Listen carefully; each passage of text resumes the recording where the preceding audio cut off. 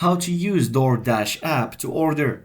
Welcome back to the channel. In today's tutorial, I'll walk you through how to use the DoorDash app to order food. Whether you're craving pizza, sushi, or anything in between, DoorDash makes ordering easy and convenient. Let's dive in. First, if you don't have the app yet, head over to the Google Play Store or Apple App Store and download DoorDash. Once it's installed, open the application to get started.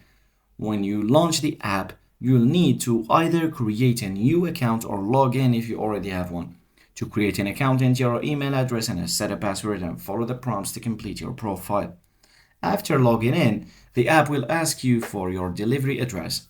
Enter your home or work address so DoorDash can show you the available restaurants nearby. Tap Save once you've entered your address.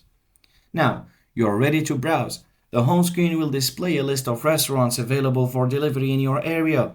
You can scroll through the list or use the search bar to find specific cuisines or restaurants.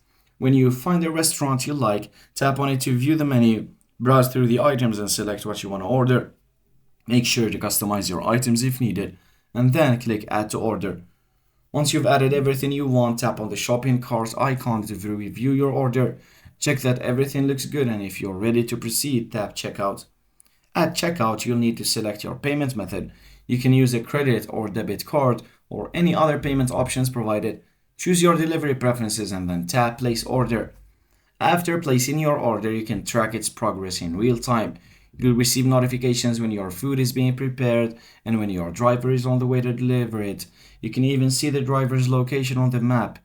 And that's how you use the DoorDash app to order food in 2024. It's simple and quick, perfect for satisfying your cravings. If you found this tutorial helpful, please give it a thumbs up and thanks for watching.